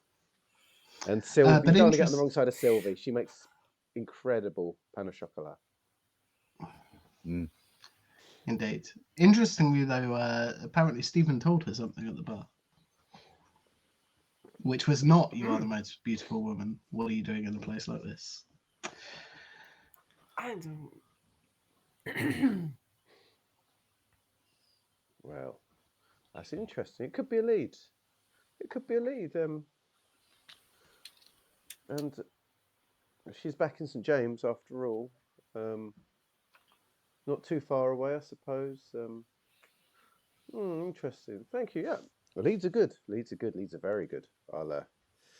He sort of pulls out his notebook and scribbles some things in. You can't tell if he's actually scribbling it in or just doing it to placate you, but he looks official enough. Speaking of leads, our next, and he'll address the other two more than the DCI, but not through, just because they're working together. What's our next port of call? It might be worth checking out Baker and Son, where they performed before they came here. I agree. Or possibly the church, where they were going next. Or were they going to the church next? Did I imagine that? Cafe Olay, wasn't it? Oh, Cafe Olay. But to be fair, we've already been there and we didn't see anything suspicious. I suddenly just thought that maybe we should have asked Sylvie what Stephen was drinking, but I think that bridge has been burned. Possibly. She did suddenly haul out a French accent. Suspicious. It is very suspicious. I'm glad you need to have a license to be French in this country. Okay. Yes. I mean, if everyone's happy to, I think I am finished with making trouble in the pub. Yeah, me too. Do you mind if we head out the way we came in, just so I can pick up this one? He'll be worried. I've been away for a while. It's pretty much in the right direction. Yeah, via the sort of beer garden. Thanks. DCI, if we get any further information, how can we contact you? Your number's still 999. He rolls his eyes. Oh, gone are the days of that chat up line working on me. He sort of reaches into his jacket pocket, pulls out a little card holder, and hands over a card to you, Arthur. He says, "This will have my number on it, my personal number. I'm here at the Brewer's Tap for probably the next 3.5 hours or so. So feel free to come back if you wish. After that, we can keep in touch about where I am, where you are, if we need to arrange a meeting." Thanks. That's brilliant. We'll treat your number with more respect than that of Sylvie. Yes, I hope so. Bear in mind, probably when the when the Probably. bods from the lab get here, after that, the Brewer's tap, this bar's off, will be off limits to you. So if you do need to come back, make sure you come back in the next few hours, okay? They won't let you in after that. It'll be a cleaned crime scene. They'll be looking up everything. Okay. I won't be able to get Well, you yes, back thank in. you very much. Okay. And he sort of nods at you and heads around the corner to chat with the guy and Danny. All right. Well, we will stride out via that little alley in the beer garden to the side. Absolutely. And yes, reunite Arthur with his faithful hound. Who My this beloved always beagle. very enthusiastically runs up to his tail wagging away with great joy. The police officer, with a few scrapes up his trouser legs, they look a little bit scratched and harassed, and he's quite happy to see the back of your beloved dog. Look what I bought you, and he'll take the scratchings out of his pocket. One for himself and offer that's some out nice. to Thistle. As you feed it to the dog, I'll look down at the animal and say, "You'll love them. They're postman flavored." Oh, I hadn't even thought about that. Yeah, we should make some trauma rolls for the postman. I mean, I could be wrong. I don't get the feeling that this is a particularly trauma-inducing dog. No, generally speaking, not unless you're a rabbit. Yeah. You're not a rabbit, are you? No, not at all. No. I mean, it's just there are huge, angry-looking dogs, and there are smaller, more friendly-looking dogs. Indeed. But he's a man of Scottish origin, and so therefore his dog is small and adorable. Quite likely. Indeed. It is a Wiry beagle, dog. in fact. His dog. So nothing too intimidating. Certainly. I do love a beagle. Yeah. Okay. Well, once the dog has had a sniff of the rabbit, so to speak, we can cross over Riverside Way. I mean, it really is only like a few feet, isn't it? Mm-hmm. It really is. Oh yes, they didn't have far to go.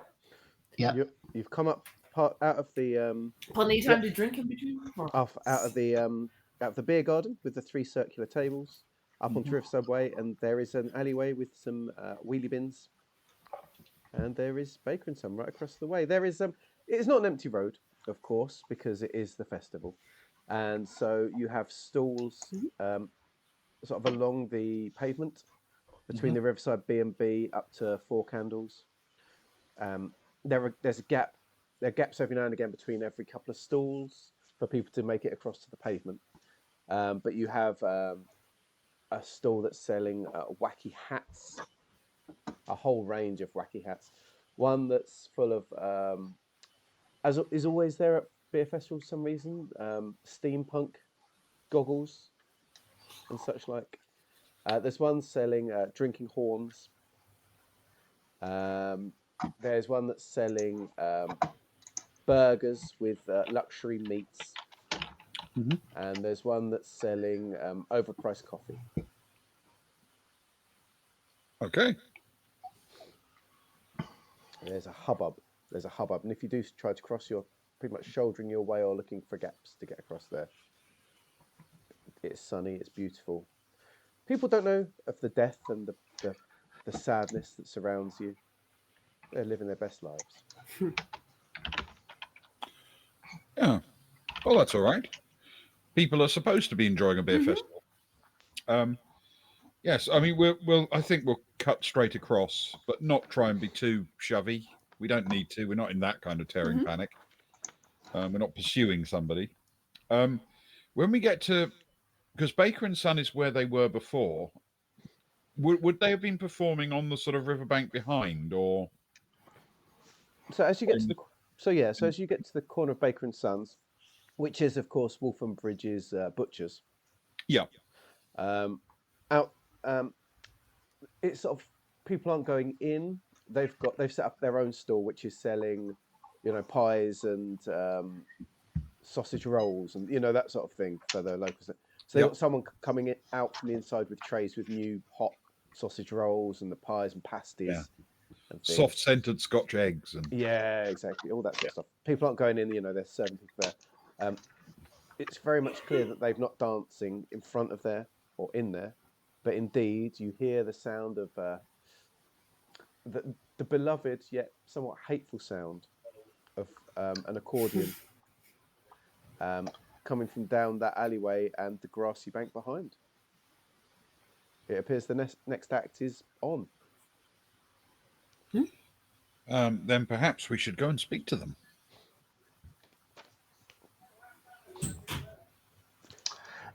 Certainly sounds like the kind of area that we want to be investigating. People. I mean, there might be some Probably. evidence on the ground. We might get an eyewitness who's out there and has been watching all of the troops come past, but also Yep. there may be Well, it's definitely going to be.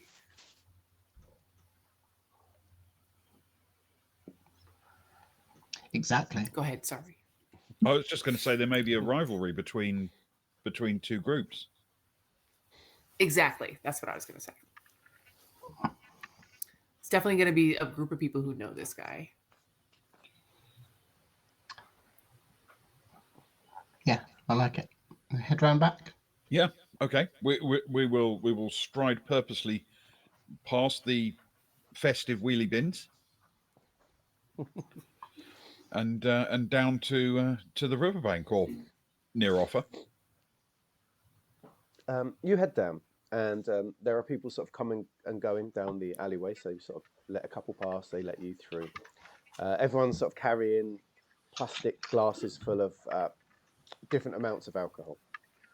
And as you get out to where the grass opens by the bank, between the trees, you hear a final clattering of sticks and a round of applause as the accordion finishes with a great triumphant groan. And the crowd starts to disperse a little bit, some sitting on the ground, some relaxing, some wandering off. And you do see the Morris troupe that have just finished. These ones are the white gear, but they're covered in cut up coloured material strips all over them. Very much like blues, reds, yellows, almost like they've got waistcoats of these sort of flapping, like almost like feathers. And they have got sticks, but they also appear to be big lovers of the handkerchief. They're the hanky Morris dancers, the lowest of the low as far as I'm concerned. Okay, right, yep. But they're sort of handshaking each other. Some are heading over to pick up their little bundles with their tankards and their bags and such like, stashing their gear in their backpacks, their sticks, and just looking quite happy with themselves. And everyone here is very cheery. Remind me, did we know what role specifically Hugo had in the troupe? It was number one on the list. Okay. I think I have it down that he was the leader, the boss of the Morris troupe. Then maybe we should try to find out who is the leader of this one and speak to them first. Mm-hmm. Can Arthur very quickly take this opportune moment as people are leaving? I'm sure it would be something that we could figure out elsewise, but whilst people are milling around and some are departing, can I make note of anybody who looks as though they're very much not interested in departing and have been settled in here for most of the day? Oh, that is a good. Well, that is before- a very good question. Haven't you hit your deadline, Luke? No, it's all right. I'm happy to go for a little bit longer if you're happy to go. It's nice to. Okay, just making sure. Sorry. Thank you. Okay. No, just for a little Oh, we were just starting in a whole new encounter. Yeah. so- Sorry, right. that. It's nice to introduce was the me. encounter. It's nice to introduce the encounter at the very least. Okay. I'm in Just it now. making sure. I'm deep in the juice. Just a mental note. I'm happy to discuss with the Morris troupe first before we do anything else. You wanted to check out the people though, right? So roll for me a d10.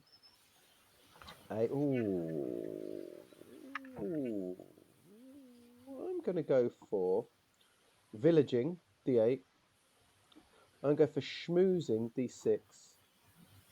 And let's go for fitting in, D4. Oh, that is good. Because I at least get one other dice other than the 10. It's 1, 2. One singular 2. A 1 singular 2. There does appear to be several groups of people, some sort of wild, white bearded gentlemen with women of a similar age with their hair in pigtails with hop crowns upon their heads, sat drinking ales that seem very much settled in. There's another couple of people with picnics that look like they're most of the way through the picnic, but you couldn't be you're pretty certain they're in, but you don't know well enough to be sure. Like, they've been here an hour, they've been here 2 hours. Yeah, cool. There's people that seem happy to stay there. He'll make a mental note of where these people are in the surroundings. Yep, that's good.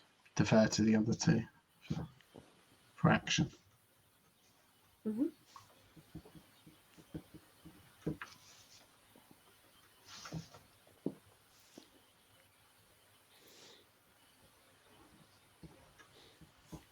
All right. I shall walk up to literally the first of this new group that is closest to me and ask who their number 1 is. Hey, Kelly. Oh, I see. It's serious business. They're trying to get things right. It's deep and meaningful. So that's what happens when I take notes. Everything stops. Everything stops for you. You heard that? It was notes plural. I know, it's shocking. I think he needs to do it less often. Me too. It is. Don't. You'd have been perfect here for some horrible double entendres earlier. You sort of ask the first guy, who sort of looks up at you, and he nods over to a man 4 or 5 meters away, who's very much thrusting his stick into some strapping on a satchel. He's got one of the waistcoats with all the different coloured flaps of material on it, and he has got a top hat with some steampunk goggles. Okay, all right. I shall walk over to him and say, good afternoon. Afternoon. I'm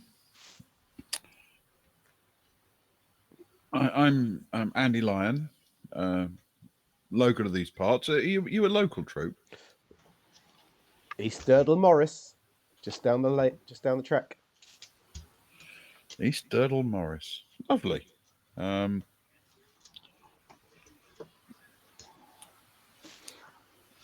you know the group that was on before you?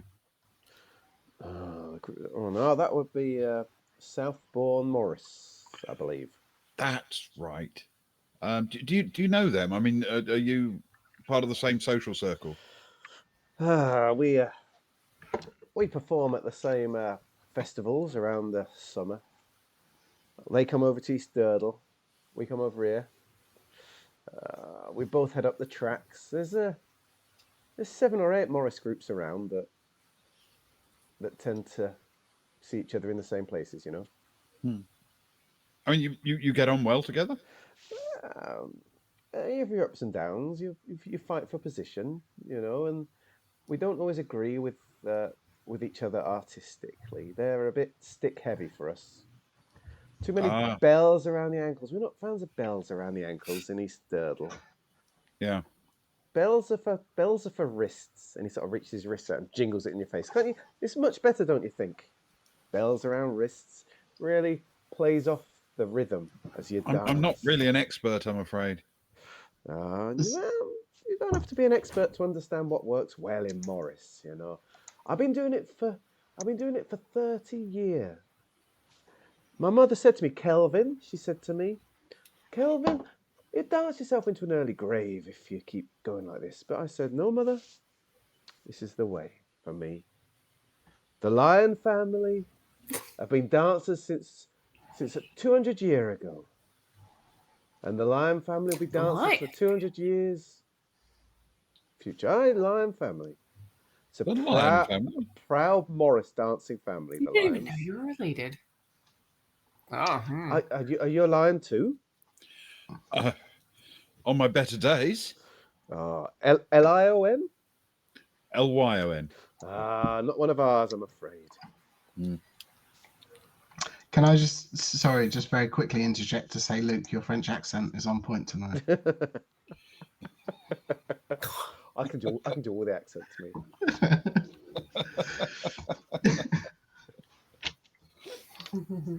Who'd have thought the whole of Southbourne is French?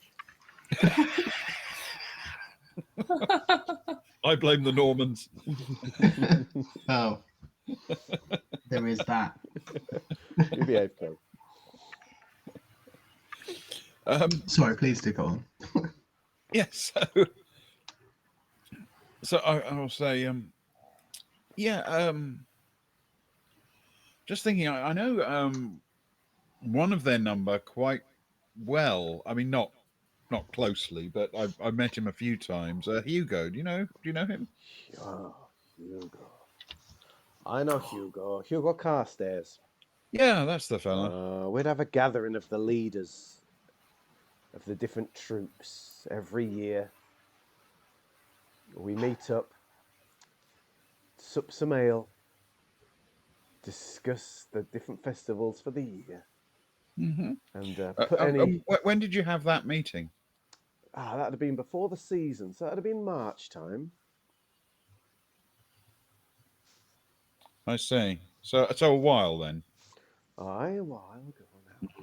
I saw him today, of course, but not for long conversation, like, you know.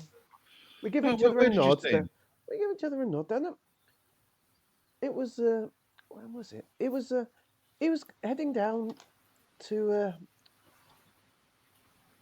where was it? It was down Riverside Way. It was Riverside Way. Mm-hmm. I think he was coming to set up for their performance. They were before us here, after all. Mm-hmm. And so it'd have been 11. I don't know, 11:30 maybe. Okay. And we were heading up. We'd gone for a quick pint at the Brewers, and we were heading up to Peddlers for our first. Right. For our first slot. Other side of the river. Aye. We were heading up to Peddlers for our first slot. You know, we had 15 minutes to get there, get started, but we know what we're doing. We do it every week during the summer, you know. And no, just a little nod, you know, a little good luck and all that. But we don't say good luck, 'cause that's bad luck for Morris men, of course. We just say, shake your bells. Really? Aye, shake your bells. That's amazing. Such wondrous traditions. It's full of traditions. Are you sure you're not a Lion lion? You seem to know a lot. No, just a local enthusiast. There's many of them around. Yeah. So where's your next pitch? Oh, our next pitch after this, after Baker and Sons, we're off to Cafe Ole, aren't we? Hey, that's where we're going, isn't it, Willie? Willie. Look, this guy, look at the size of him. 6'4", Big Willie we call him. Big Willie. We're off to Cafe Ole next. Sort of a large, muscular-looking young man turns around. Yep, Cafe Ole. Aye, Cafe Ole we're going next. Why, do you fancy watching us now that you've seen us? Do you want to see us again? No, thank you. I'm sort of more interested in catching a variety of different shows, if you understand. Oh, I get you, I understand. There's some great Morris troops out today. You've got to see. Oh, there's some you really got to see. Really got to see. The variety, of course, Andy, but also, you know, you're scoping out your next troupe to get involved with. Oh, very, very much. You're always on the lookout for what best suits. You know, always on the lookout. As my mother would always say, she'd say, Kelvin, Kelvin. Never settle. Never settle. Now, the troupe, I'll tell you, a troupe that's worth looking out for is called the Beef Drop Troupe. Beef Drop Troupe. They'll be here after us. Mhm. They were formed, I believe, by men that worked down in St. James.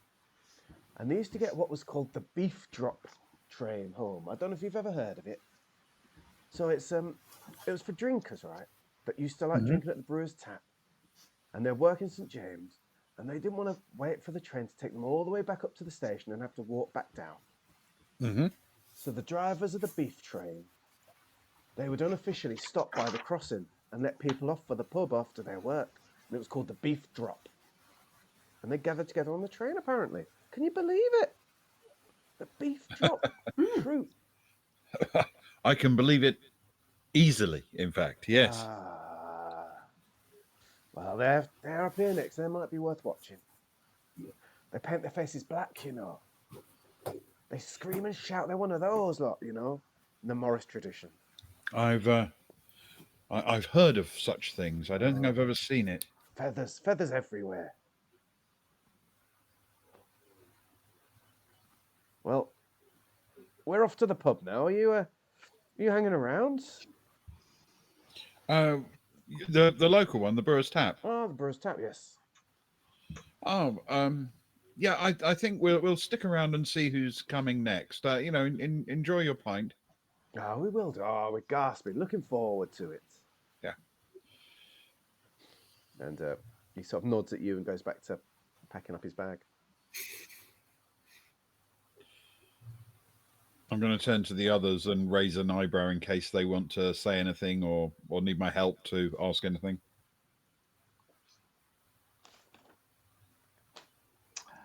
No, Arthur that's all is- right with Bob. Yeah, it's very, very much not. Feels as though you've covered everything, I believe. Okay. It's good. I was sort of hoping they'd talk about some kind of rivalry or some kind of anger if they didn't realise that there was a dead body involved, but nothing like that at all. Where's the rest of the troupe? Which one, the East Girdle or the tree? The one that Hugh belonged to. Hugo belonged to. Yeah. Yes, we don't have their location yet. It's true. They were supposed to go on Cafe Olay, of course, but I imagine they may have changed their plans. They've moved on since. Can we see from here across the river at Cafe Olay and see if there's any dancing going on? You can see across at Cafe Olay. Mm. You know what? It feels like a very good point to look from. Why don't we make some rolls? We love making rolls, of course. I know. So you can all have a D10 because Okay. D10's the best dice. They're terrible dice.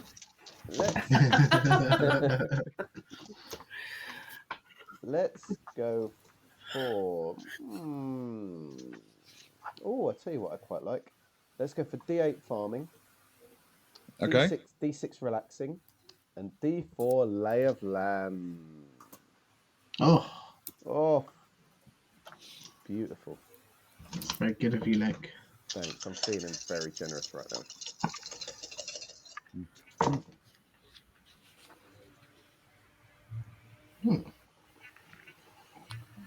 Nope, that was a 5. Oh no, not good for you.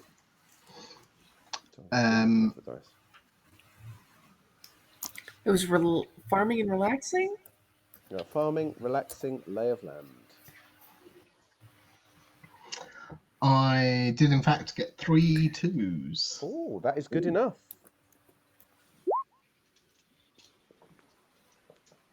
Somewhere in the mix of some other. I got a 2. A single 2 and a single 3. Then we will jump to Ewan for having the best selection. You look across all of you, but it's Arthur who has the keenest eyes, maybe as a gameskeeper with his Scottish eyes having to look far onto the horizon in the Highlands. There's a mouse over there. Exactly.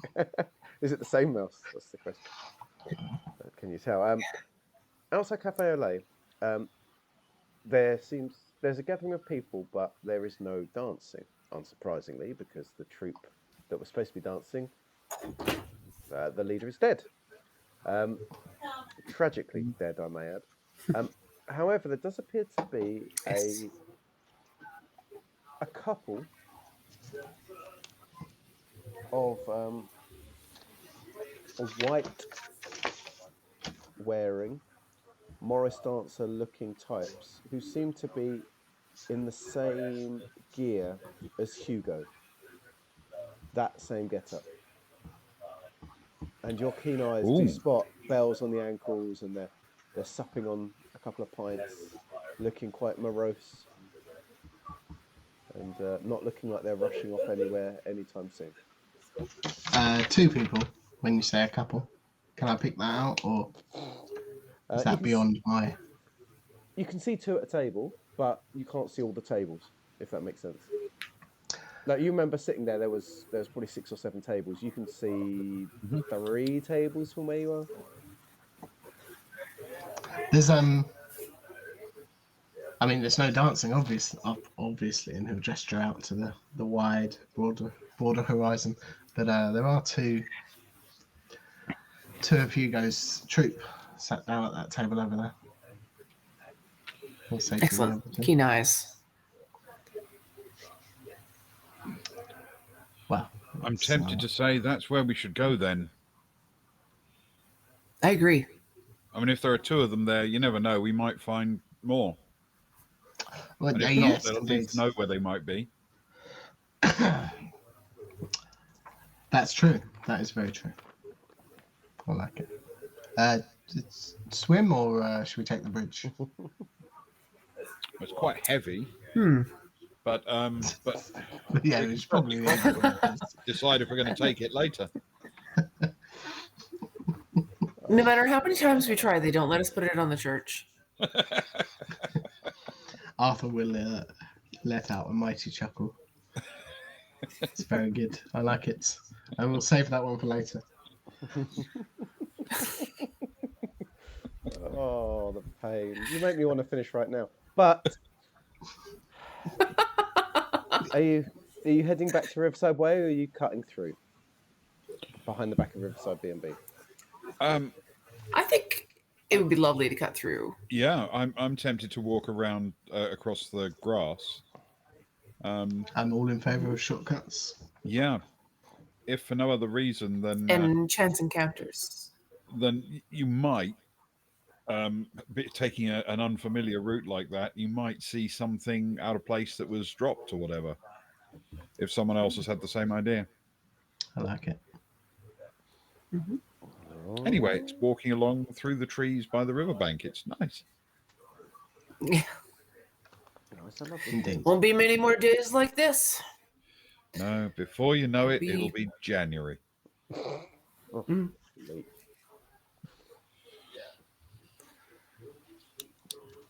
You walk through, the crowds are there. There's some coming and going. People are loving getting a pint from the street and coming and sitting by the river. It's a beautiful day. There's people sat all along with their legs dangling over the edge. There's a few paddling in there. It's late enough in the summer that the river's warmed up a little bit. That's sort of above the waist. It's sort of the nipple height of a 6-foot gentleman. Right. If I'm being specific. And it's quite specific. It's quite specific. And there's a few guys in there with football shirts on and pint glasses held above their heads, starting a little chanty sing-song about one of the local teams. They're chanting on the vintners from down south of the area. What's that chant? Good question. That's it. They're going. What are they going to go? They're going to go. Vintners here, vintners there, vintners every effing where. We're on tour, lads, on tour, lads, on tour. All right.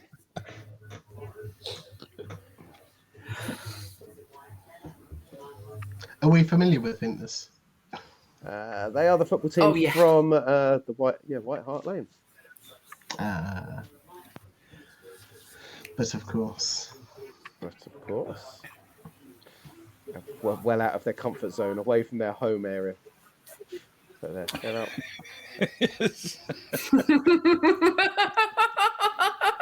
I mean, miles away, Yeah, literally Yeah. miles. like 4 miles or something. They should probably go back home to White Hart Lane. Yeah, they have terrible away form.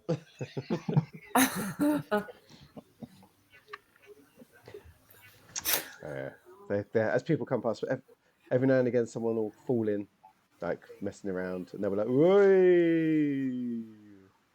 And then one of them puts a glass on his head and starts bouncing around. That he's got a pint glass on his head. He's got a pint glass on his head. Whey! Vintners here, vintners, and it's ongoing. Yeah, this is definitely the level of musicality that you can always hear around White Hart Lane. Yes. Up the vintners. Yeah. You make it to the bridge. The stalls ease off a little bit for the bridge because just the way the bridge is. It's an old bridge, and while they're happy with people walking to and fro, traditionally they don't like to have too much stuff on the bridge at any one time. You don't know how long a bridge is going to last when it's hundreds of years old and modern traffic is over it. So you find it a bit nicer to walk over. It's still busy, but it widens out. And then, as you have known from previously, from your time sitting there less than an hour before, you come around the corner into the open garden area of Cafe Olay. Fantastic.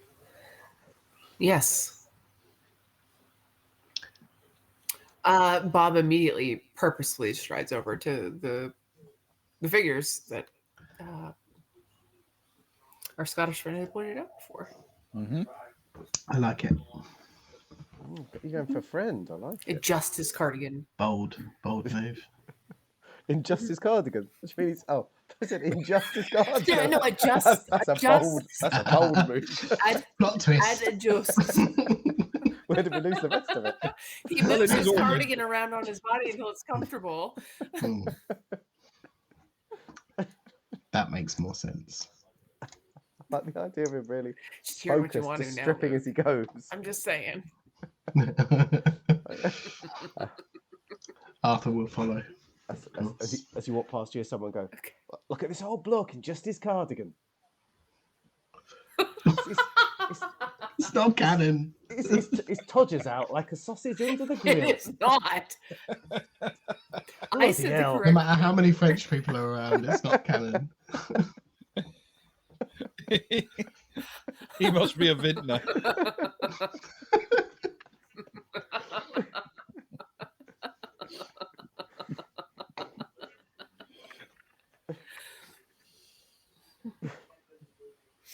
He's just here. Get your cardigan off for the lads.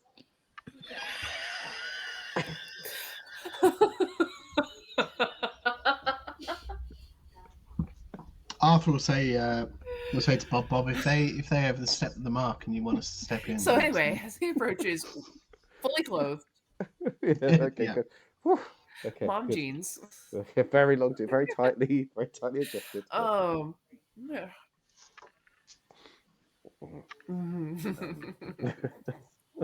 I'm perhaps you know me. I'm Bob Lewis. I play the troupe organ, and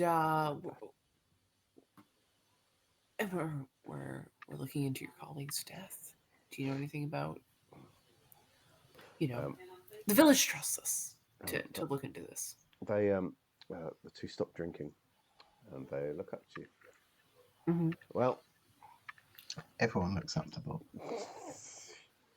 one of them says, "Well, I'm Terence Wick, and my friend here is with a beautiful moustache is Stephen Cochrane. I guess you better take a seat, and we better get Someone is looking for you. talking, and that's where we'll finish for the evening." So much to say to Stephen. Yes. We've got some serious blackmail material on Stephen. We can threaten to hand his telephone number to the French woman That is true. The actual French woman. if he doesn't Okay. answer the questions. We can ruin your life. Or who knows? It might end up to be a very happy romance. I mean, Bob would know when it He happens. threw her number away.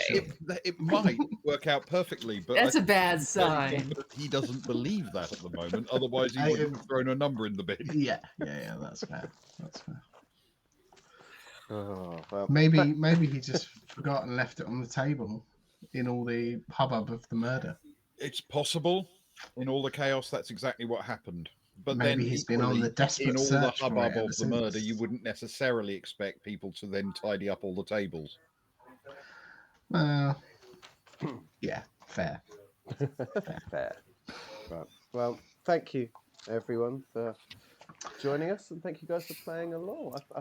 I feel very confident that you're going to solve some kind of murder at some point. Possibly the drunken. Thank you Malcolm for murder. listening to me confidently declare that a word that I'm directly looking at is a different word. And that Matthew is John. I thought there was more than one church. And that there were rivals. I had a whole story in my head. There are many churches, but I believe yours is St. Matthew's. I think we had to decide that early on. St. Matthew's. Yeah. It changed. I think did you turn the map? Ooh, let me have a look. I was sure. But you said it was with such confidence that I believed it was true. I For did. sure. Let's have a look. Hang on, let's have a look. I didn't even second guess it. Yeah, you're St. Matthew's. There's St. Jude's. You're not St. Jude's, that's for sure. You could be down here. This is St. James. At St. James. Terrible. What did you go for, St. That's not where I St. played John's? There's no St. John's. Maybe There's it no is St. John's James. in Do I play the Southbourne. organ? No. Only when you've not got your trousers on. I'm so no. I blame the French Canadians. For the trousers or Look, the confusion They over really like St. John, and they name everything in Maine St. John, and it's all about the Quebecois. Thanks, Kels. Thank You talk to them about it, but they want to understand you. Yeah. That's fair. Yeah. Oh, right. I need to go to bed because I let us run later because I was enjoying myself. Yeah, too much. thanks, That's Luke. the problem. I Yeah, do that was appreciate lovely. Cool. Yes, it was very kind of you to let us run a bit late. It needs to be done. We need to solve it at some point. I think we're getting close to the end of step one of the time, though. I think, in fact, I feel confident enough in saying that we're going to call that as 1 of 8 time is now ticked off. Totally fine Okay. with that. Yeah, that sounds great. Wonderful. First time ticked off. So you've got 7 left to solve the crime. Right. Anyway, thank you, dear friends. We should meet again soon to play more villages. I want to know who done it, and I want you to work it out. Yeah, me too. Me too. Yes, and, Sounds good. and dear viewers, we'll be back again next weekend. Hopefully with some Traveller on Friday. Yes, that's the plan. And Some we'll Traveller on work something Friday. Saturday. We'll work something out. And thank you, Spez. Now that Kron is out of danger, for now, we can watch with relative emotional peace. well, Thanks to many a boon. they're all in danger, though. From the sounds of it. Well, I don't know. I think that one of the parties is about to make an exciting alliance. It could be. Very exciting. You never know. I love an exciting alliance. No, thank you, Kels. Thank you, Kron, if you're still here, and any of Kron's viewers, and anyone else that's around. We appreciate you a lot in this day and age of streaming. Sleep well, everyone.